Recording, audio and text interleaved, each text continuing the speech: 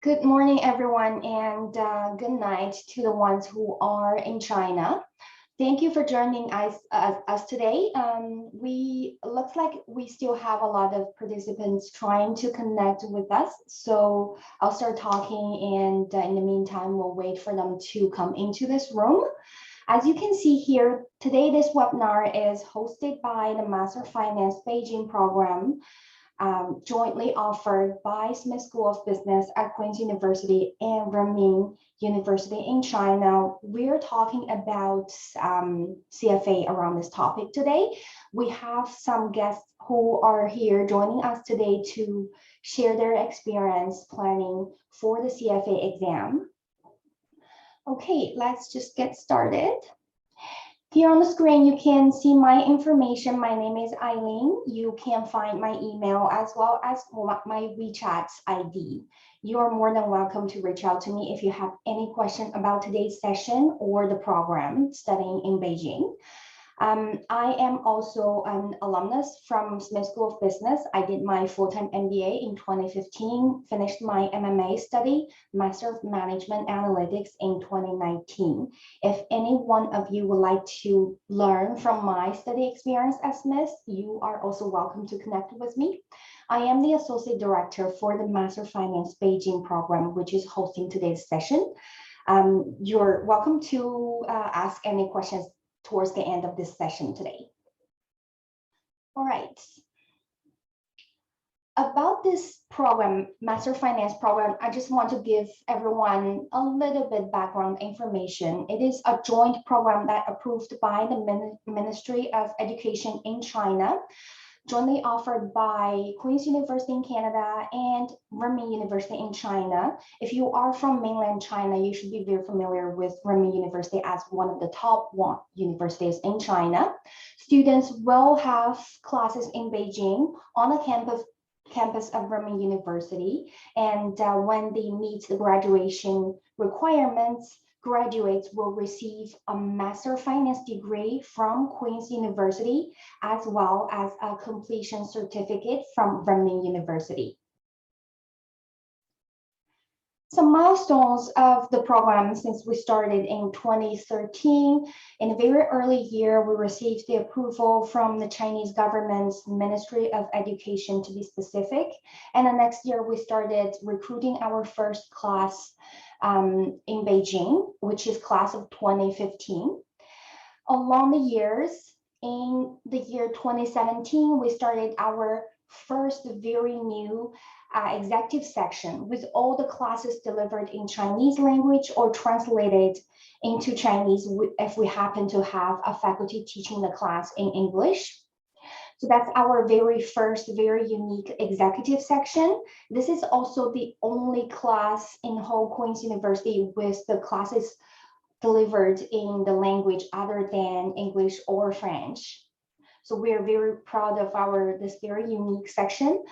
They also, students from executive section, they also have very rich work experience, more than 7 years in financial industry in China. So they are great networking resources for our younger students as well. If you wish to return to China, they will be great start points.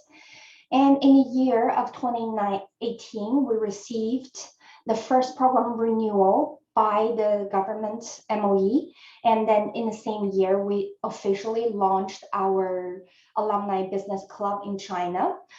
Following next year, 2019, we started providing career services in China. So those career services providers in China, they understand the local job market better than our career coaches here in Canada, of course. And they have better connections in the local market. That's why we're working together with them to provide some career services for our students, especially the ones who have been disconnected with their home country, or they're not so familiar with the local culture. This is a great transition point for them.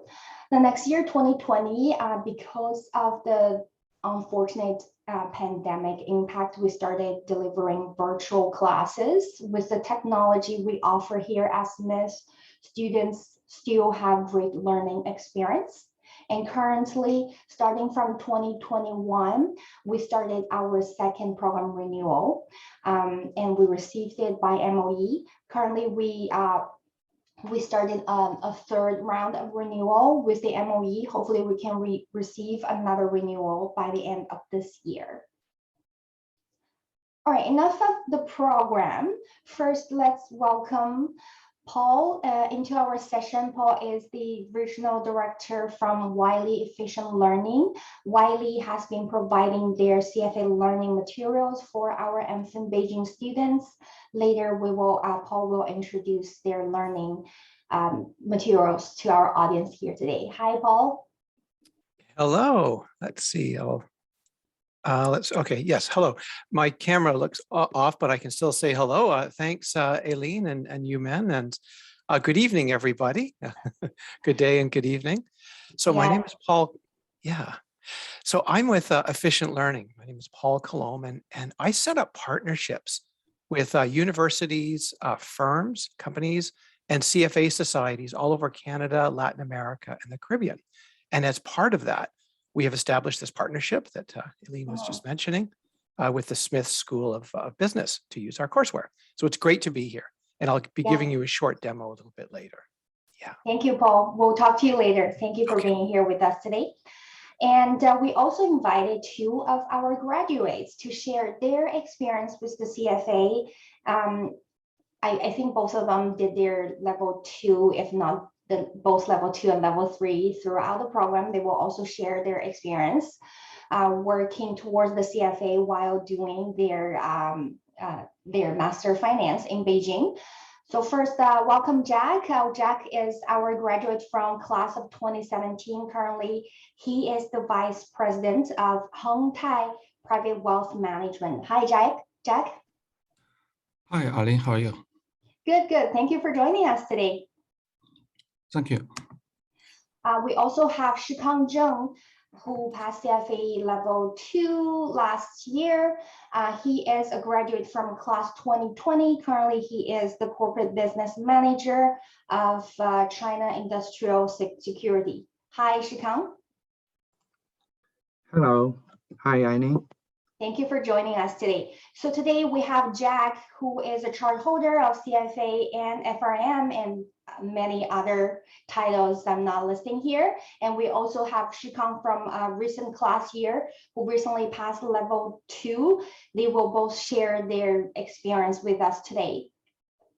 Okay, so first question is that, why did you decide to pursue a Master Finance degree after passing CFA Level 1? We're asking this question here because both Jack and Shikang, they had already passed Level 1 CFA before they joined the MFIN Master of Finance program in Beijing program. So the first question is that, why do you want to have both? So Jack, can you answer this question first? Okay, sure. There are several reasons. Because first, I like finance very much, so I want to learn more about finance. And secondly, a CFA exam, as we know, is one of the top exams in the field of financial analysis. And the Queen's University is also one of the famous universities in Canada. So there are many well-known alumni, such as last year's Nobel Prize Award winner in economics, David Card, and as well as Tesla's CEO, Elon Musk, etc. And I'm deeply honored to participate in these 2 top-level projects and become alumni with those world-class masters. And in addition to that, and while studying for a master's degree, I think it will get twice the result and with half the effort. And the content of the Queen's University's master program and the CFA are not simple repetition, but complement each other. Although there are many subjects in CFA and they are all based on the knowledge of the finance, and the master's course can let us have a deeper understanding of these knowledges from another perspective, rather than simply rote memorization.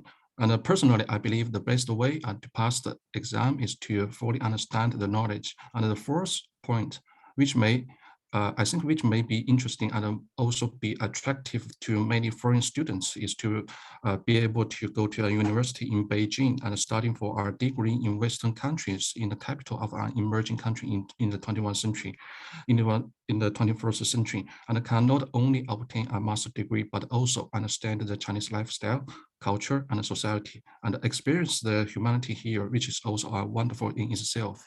Yeah, that's all about me. Thank you, Jack. How about you, Shikang? So personally, I think there are two main reasons I chose to pursue a master finance degree after I got the CFA Level I. So first of all, in the depth of knowledge, I think CFA is just an exam, so it is far not enough for a person who wants to know how to conduct real finance business in the reality. So basically, all the things you can learn from CFA is basically designed to pass the exam, such as the definitions and the formulas. Even though the CFA exam is very systematic and comprehensive, there's still tons of practical mechanics that you can never learn from just taking a CFA exam. So in the depth of knowledge aspect, I believe I can get much more from taking a real MFIN program rather than just take the CFA exam. So for the second reason, the whole finance industry in our real life is actually built on the social relationships. From taking a master of finance degree in such a top business school, I think you will have a great chance to establish strong social connections in the finance industry, including your professors, those big fellows, your classmates, and your alumni. So those relationships, I think it will give you a lot of opportunities in the future when you are working in this industry. And I think those are the things that you can never get by just taking the CFA exam. So that's basically the main reasons. Right, thank you for sharing. Thank you, Jack, too. For Jack, I also wanted to ask you, because you are currently in a pretty senior position in a wealth management company. As an employer, what do you think about candidates with both CFA designation and a master finance degree? Would it make them much more competitive in the field? Sure, definitely. Actually, I'm in the security companies because my companies has the wealth management department, and currently in China they are transferred to the wealth management. So that is the general background. So of course, because especially in some major cities in China, I think that may also be the case in Canada. Maybe in Toronto, maybe in the Vancouver, maybe in the Beijing and Shanghai is major cities, and you also you have to sharpen our skills and knowledge and our professional background in order to be able to be the winner at last. So because I come back in the 2016 as a project manager in a wealth management company. I mean, a different company. However, through the master program and also when I obtained my CFA and farm designation, and I pursue my career last year, October, and to be the VP of the Hentai Securities and in charge of the private wealth management department.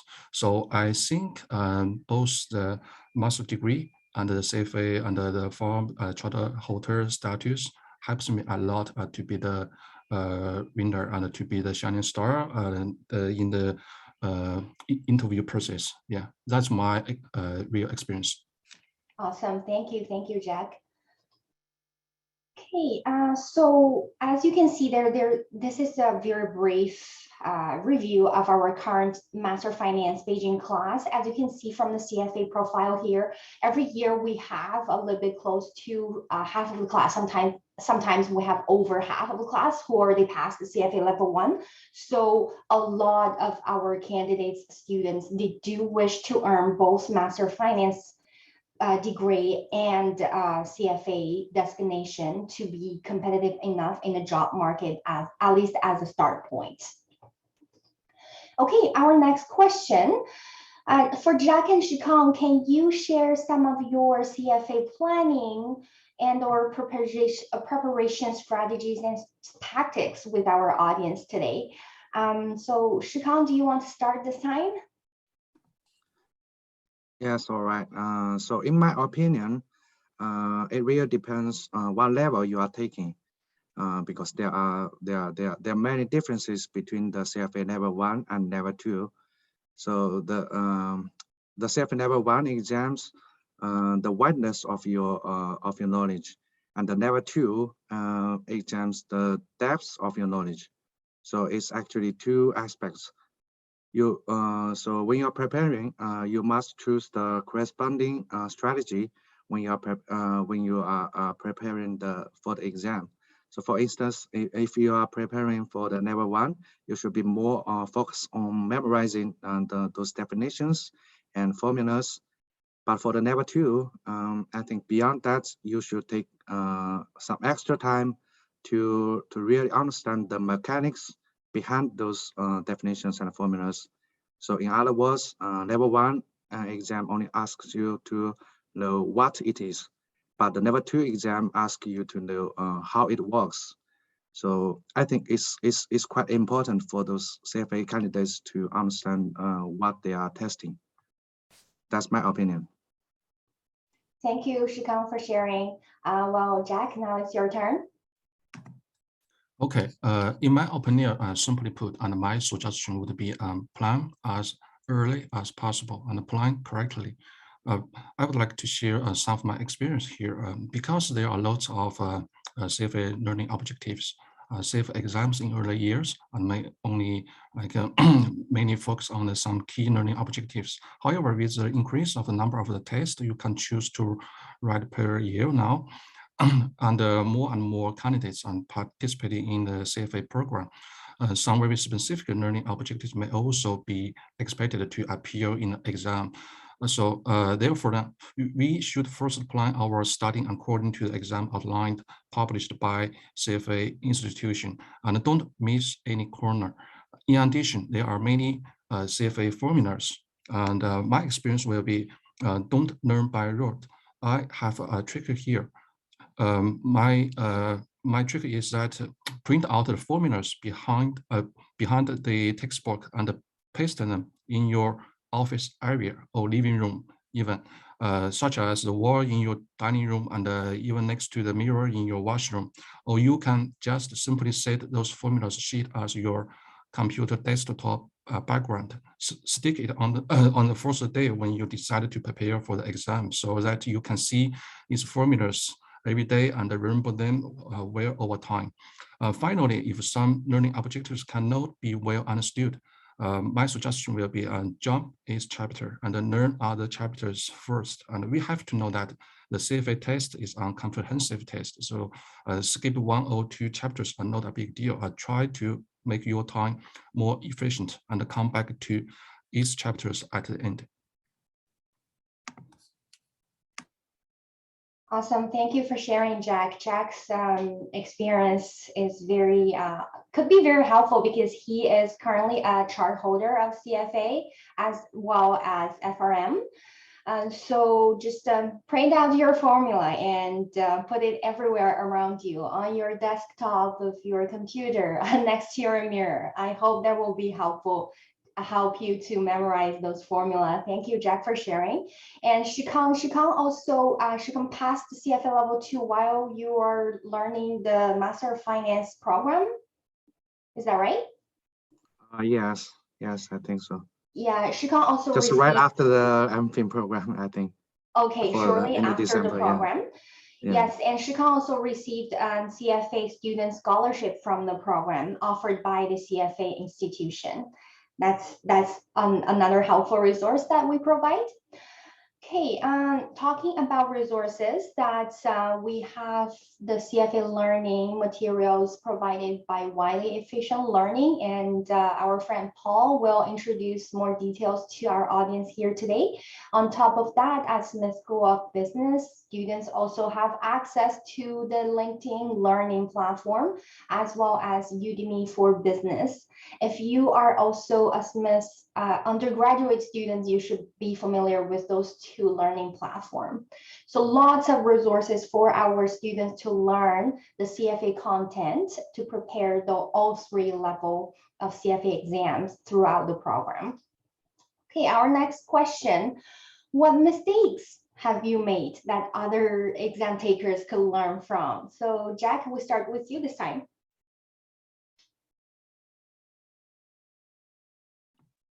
Okay, one mistake I've made is not investigating the test center environment in advance. And I'm sure that especially for some candidates, if there's no CFA test center in your city, and you may need to pay special attention to this one.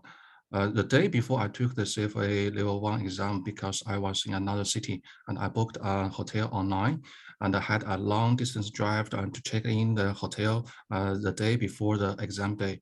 But when I booked the hotel online, and I wasn't familiar with the surrounding environment.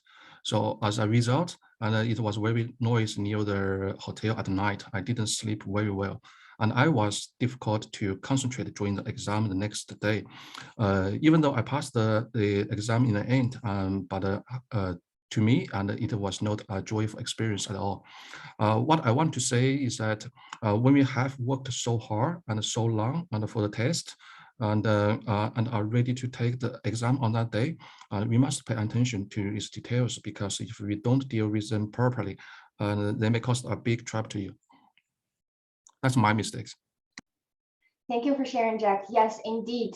But after you prepare so hard, you want to see a good result from the exam. And also another information here for some of the applicants to the MFIN Beijing program, the admissions committee, we do look at your CFA Level I or Level II exam results. We do want to see how well you did even after you passed the exam. If you did much better over the average, it will make you look as an academically stronger applicant as well. So not only passing the exam is important for master program application, your results also matter. Okay, so mistakes. Shikang, what about you? All right. So for that question, I think I have to make a suggestion to the audience, so that when you guys are preparing, be sure to prepare it earlier, because in my experience, I had made the mistakes for preparing too late, because my major is in finance when I was doing my bachelor degree. So I always be like too confident before taking the exams. I used to start preparation very late, like 2 or 3 weeks right before the exam. So that causes some big problems. So if you only take 2 or 3 weeks to prepare it for such a comprehensive exam, it's gonna put a lot of pressure on yourself. So that happened twice to me for the Level 1 and Level 2 exam. I almost stressed out, exhausted before the exam. So if I could have started earlier, I think it's can definitely be much more easier and more relaxed to take the exam to get good grades. So that's my my suggestion, yeah, to start earlier. Yeah, thank you, Shikang. Yes, indeed. Make a plan and start early, especially if you are also a school student, if you also have internship job in the same time. Timing is very important for sure. Okay, next question. What is your secret of balancing your work, your MFIN Beijing study, and the exam preparation? Jack, can you start with this question? Okay, as I said before, the master program of Queen's University and the CFA exam can complement each other and better help me systematically understand the knowledge of finance, economy, derivatives, and statistics. And when I participated in this project, I also had a full-time job. Since there are only 24 hours a day and the time is a limited resource, I need to take a sound plan and to make my work and study more efficient. And in my case, I first planned the master's course and the CFA learning objectives in January, and then divide its goal on monthly basis and even on daily basis, and then study in my spare time after work and after class on weekends. Especially on weekends, review right after class helped me deepen my understanding. So I didn't spend much time reciting learning objectives. If you cannot summarize those and set up a proper plan for ourselves, and we may need some help and from some course learning providers, or even ask the professors to help you out.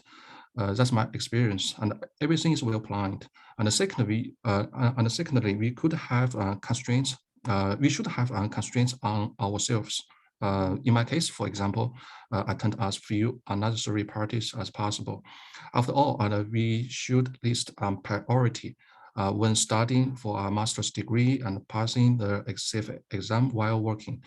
So I gave up a lot of unnecessary social time, but I think that is definitely worth it because it will bring great help to our future career.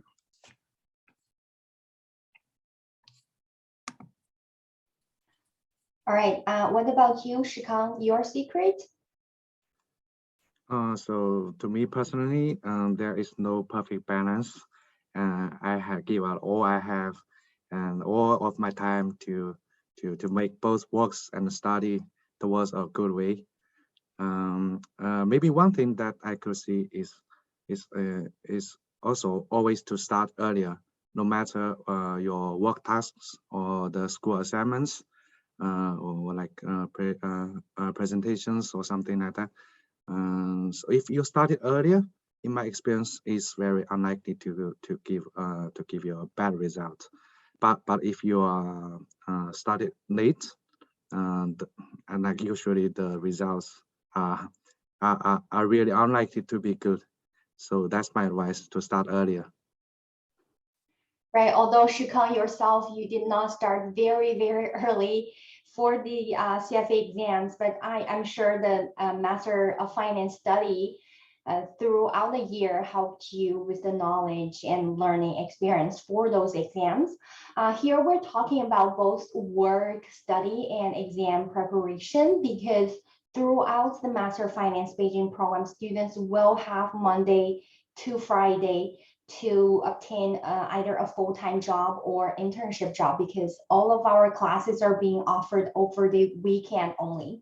So a lot of our students chose to start an internship work while doing the program study. So when they are in the program, a lot of them could be facing both the three: work, study, the program, and the CFA exam, sometimes other exams as well. So time balancing is very critical throughout the program if you want to be successful.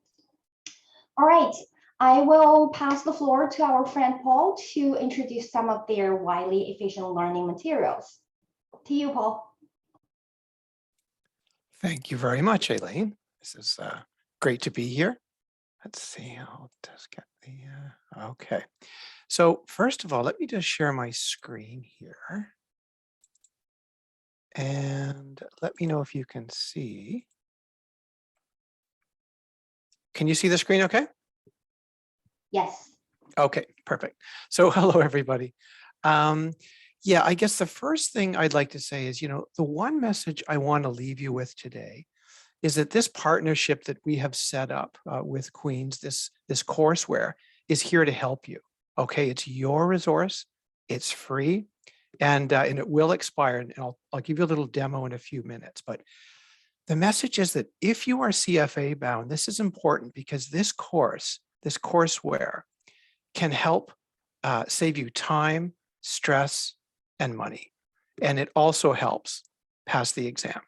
Okay, and as you probably know, the pass rates Yeah, and the last 3 exam cycles have plummeted. Now they're coming up a little bit, I think 27% pass rate on the last one, but still it is it's quite a beast in many people's minds. So I'm going to skip a few of these slides today and really cover more about why candidates often fail, the role of a prep provider, and I'm going to give you about a 5-minute demo of your courseware here. I think we're all familiar with some of the reasons why to do a CFA.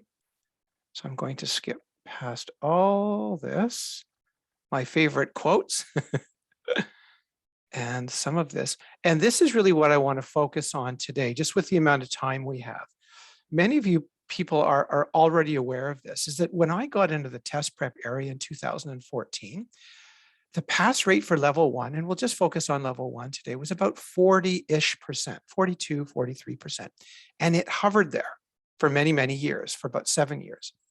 And, you know, because of certain reasons relating to COVID, and you can go on the CFA actual website, and there's a good video there to explain a little bit more of this. It plummeted really to 24% for the cycle of, I think, May 2021 and August 2021. And recently it's 27%. So it's going up a little bit for December 2021. Now, why? It's because a lot of people started and stopped and started and stopped. And they just, because the exam centers were getting shut down, we crossed the calendar year into 2021. It moved to CBT, computer-based testing. There's a number of reasons, and boom, people just didn't properly prepare for it. But let's just forget about that. Let's just pretend that it was, because even 42, 43% is not a very high pass rate. Why is that? This is what I'm going to focus on here. The reason why people are unsuccessful with the CFA, and these reasons are out there, they're on the Wiley website, they're on the CFA website, they are on our competitors' website. This is known out there information, is the lack of a structured study plan. Okay, so people just roll up their sleeves and they go, boom, I'm going to do it. And they pay the enrollment fees and the registration fees, and they dive in, and that's wonderful. They're taking a risk. They're getting their 3,000 pages of the CBOC, the candidate body of knowledge. All that's great, but something happens. It fizzles out. Something happens, and it is widely believed that there's just no methodology, no game plan. There's no study structure or framework to their plan. So that's the big one here. The second one is not knowing the curriculum, and we see this all the time. I have actually seen people, top of their class, I've seen this in a Master's of Finance program. They will drive across town, go to an exam center, and fail level 1. Why? Did they not know anything about finance? Of course they did. They're brilliant at it. They could probably write a book, but they didn't know the curriculum. Okay, that's the second reason. The third, and I think that there was a couple, I think Jack and the other gentleman were saying, starting late, like starting early. This is important because a lot of people trick themselves. They go, well, I'll just, if the exam is now, May 20th, I'll just start April 1st or April 10th. That's not enough time. In general, the exam has been geared so you cannot cram it. Now, I've heard some people can, but that's very, very rare. Most people cannot. You've got to start really, really early and put in the number of hours. And you've probably seen the magic rule, 300 hours, it's a website, 300 hours, you got to put in Wiley says, actually, it should be 350, 375 for some people. The fourth is a lack of practice questions and mock exams. I had no idea before I came into the world of test prep, the sheer importance of spending time on practice questions and doing mock exams. And we hear this over and over. It's like, well, Paul, I did a mock exam. That's not enough. You have to do 2 or 3, maybe 4. And not just from Wiley, go to the Institute, go to Boston CFA, go to Kaplan, anyone, and you can practice using these mock exams. They're really, really a great way to practice. The fifth reason is really just a culmination of the first 4. You get to the exam day, there's stress, there's anxiety, it causes you to read too quickly. I call it, that it's an awful feeling where in your head and you're not using your head. And so really, that can contribute. This unofficially is Paul's reason here. I've seen this in the last few years, and that is limited peer or mentor guide support. There's a lot of people that just, they go it alone. They will just study in their basement on their computer. That's fine. You're going to spend a lot of time with this material alone, absolutely. But it is really important to have a cohort. And whether that means sitting laptop to laptop in a coffee shop or Starbucks or somewhere, or being on a Facebook group or a WhatsApp group, very important. And with the Queen's program, this is good because you are already in a cohort. You're already a class moving through this. That's ahead of what most people, and of course, you've got the fundamentals that you're learning in the Masters of Finance. That's amazing. That puts you at an advantage compared to most other people. So if that's true, if what I said is actually true, and it is, then what do we do? What does a prep provider do? If we do our job right, what do we do? Think of us, okay, as the antidote, the exact reverse to everything I just said. Okay, there was no study plan. You have a study plan now. You have a framework. We hold your hand and we walk you through it step by step using the modules, which I'll show you in a minute. Not knowing the curriculum, that is our job. We obsess over the curriculum. We have a team of, I think, 28 people now who do nothing but watch the curriculum. If there's a change, we stop the video, we reshoot it. We will go into our test bank and remove questions that no longer apply and put in new things and move things around. That's our job, so that people don't have to worry about that. We help you begin on time. There's that time thing, and stay on track, and there's tools for that. Practice questions. That's what you need. A good test prep provider will have thousands and a few mock exams. So if you do all these, by the time you get to exam day, you're going to be relaxed and alert, which is the best feeling in the world, right? So it's just that feeling of just kind of, I know this. And of course, we offer the peer mentor guide support as well. Okay, so with that, I'm going to change. I think that's, yeah. Oops. I think that's actually it for the, yes. So I'm going to actually switch gears now, and I am going to just, let's see, go into, I'll do the stop share, and I'm going to go into the program just to show you what it looks like. Let me just bring it up here. Where did Queens go? There it is. I'm going to use level 1, but you know, we offer all 3 levels here through our partnership. So let me just find level 1. There it is. Okay, and let's see, share screen. Okay, can everybody see my screen? Yes. Okay, perfect. Okay, so this is what Aileen was talking about here, and this is our course shell. Okay, you'll notice a couple of things. There's a start date and a stop date to this course. So it was active throughout the fall. It's active right now, and it ends November 30th. So in theory, this could have helped you pass the November exams, definitely the February coming up, the May 2022, as well as August and November. So there's a large number of exam cycles for you to choose from, and it's free from the from Smith School of Business. So what it has here, I'm just going to dive in very quickly. The way the course is set up is you click any of these. Let's just choose this one here, and the entire course opens. What do I mean by the entire course? That's the Wiley advantage here, is we take the candidate body of knowledge, which can be 3,000 pages, and we put it into small little bite-sized pieces. How many pieces? That's the advantage. We break it down into 200. So I could scroll down and down and down and down and down. You could see all the 200 modules. That's more than anybody else. What is the benefit of that?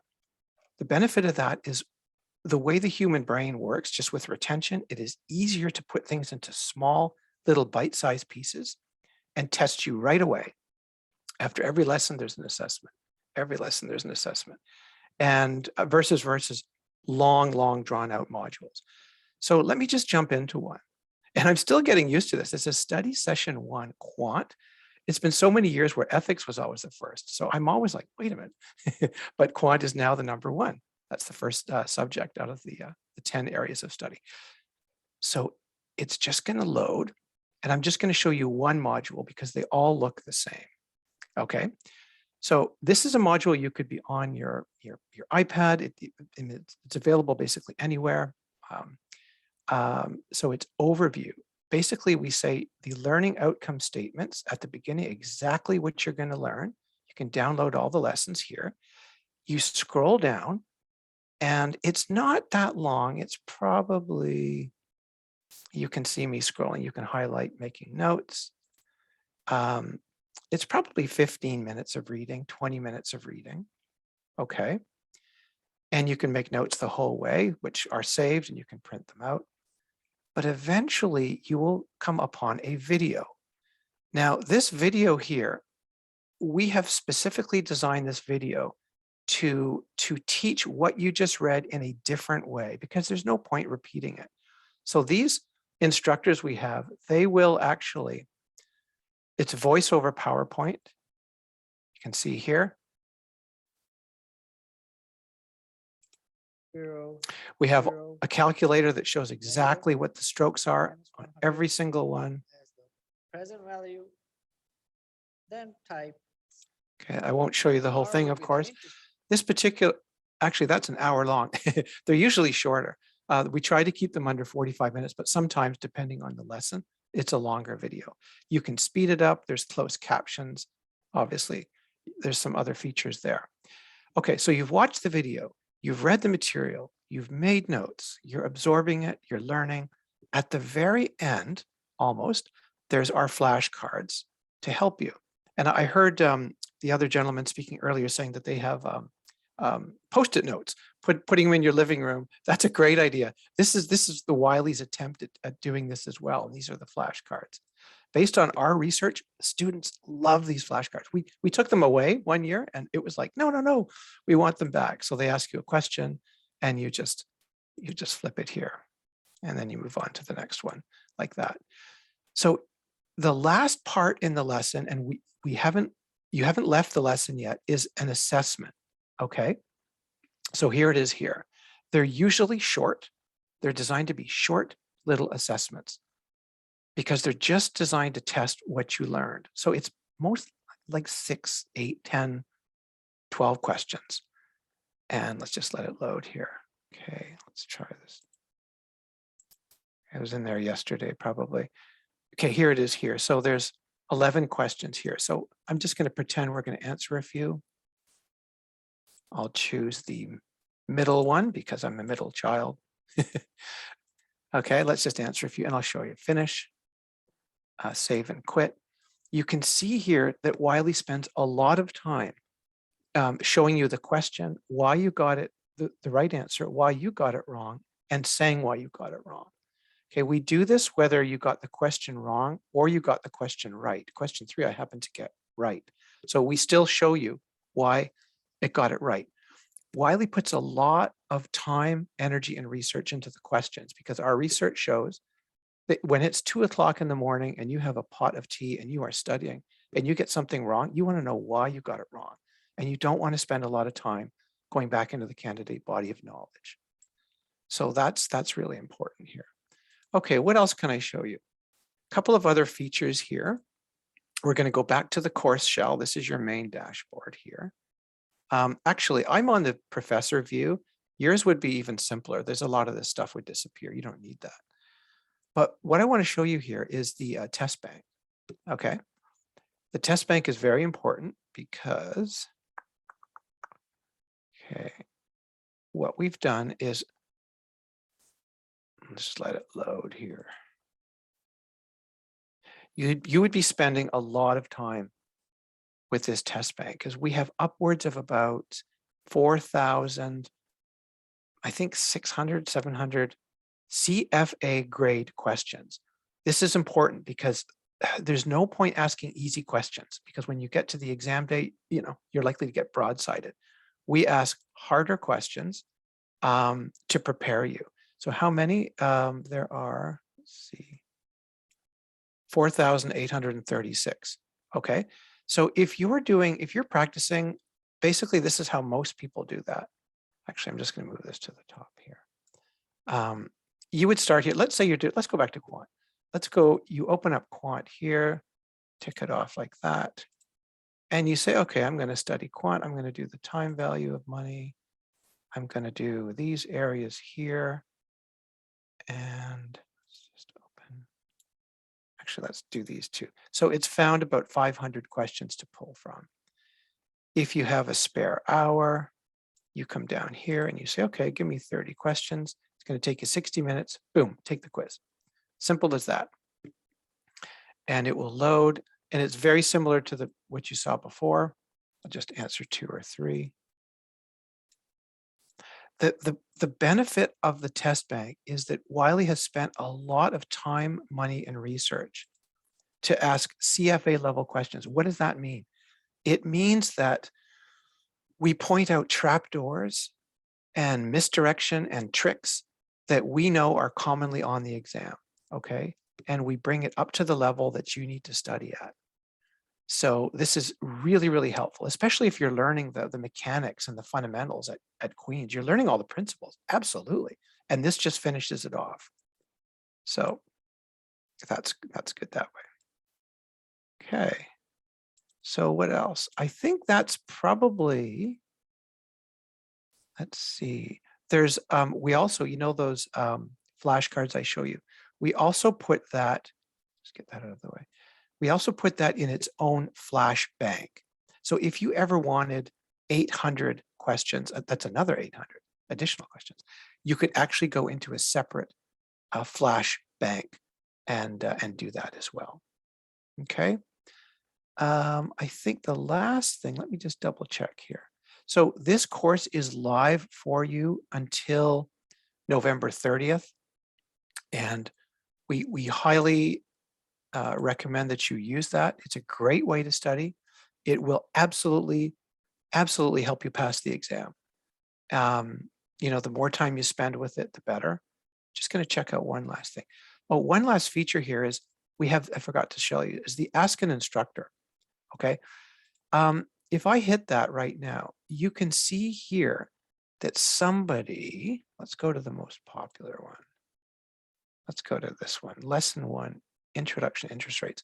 Somebody here had a question. This person, Jeremiah Ingram, I don't know who they are, but they posted a question. So the Wiley instructor would answer, and that question was done January the 1st, January the 4th. I don't know if it was a weekend or whatever, but it's usually asked within about 48 hours. Okay, and this is something students get a lot of benefit from as well. So you have access to a CFA instructor in case you have a burning question and you really, really want an answer that way. Okay, so I mean, this is how the course is set up. Wiley does have other features. They're not included in this particular package. We have everything from 11th hour prep courses to virtual classes and a number of other things. But for the purposes of this is what we are offering in our package. We suggest studying, and I heard a couple of times earlier, excellent planning early. People should be spending 4 or 5 months with this material, if you can, depending on the person. And now I mentioned mock exams. Oh yeah, sorry, I forgot to tell you. You have 2 mock exams here. Okay, so these mock exams are very important. If I went in, it would look very, very similar to a real CFA exam. Okay, what does that mean? It's 4.5 hours now. It's no longer 6 hours, no longer 240 questions. It's 180 questions. And we give you a break and there's a timer.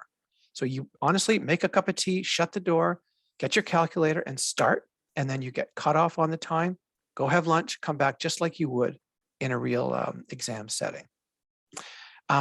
I would say in real life, if you're going to do the mock exams, like we recommend, not these ones, but just other mock exams, if you're going to sit down and write it, try not to do it the day before. Okay, it's like, you don't run a marathon right the day before a marathon. Try to give yourself time and try to do these in the 3 to 4 weeks leading up to the exam. Our rule is that there should be no new learning. You should learn all the material 3 to 4 weeks prior to the exam, and then the rest of it is review, review, review. Hammer that review. And so just, yeah, a couple of things there.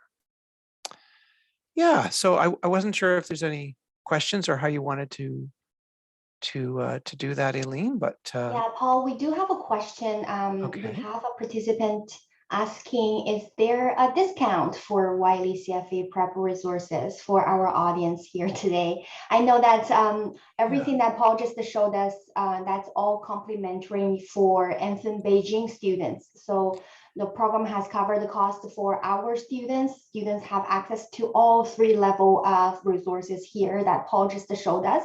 But for the general audience here, do you have a code for that? Absolutely, absolutely. I can give you a code today that will, I don't know if I can put it in the chat, or I might have to go and get it and put it in the chat later. Oh, but if you cannot, then we can send the code to all of our participants today later through the email. Absolutely. And they can share and do whatever they Yes. like with it and share beyond peers.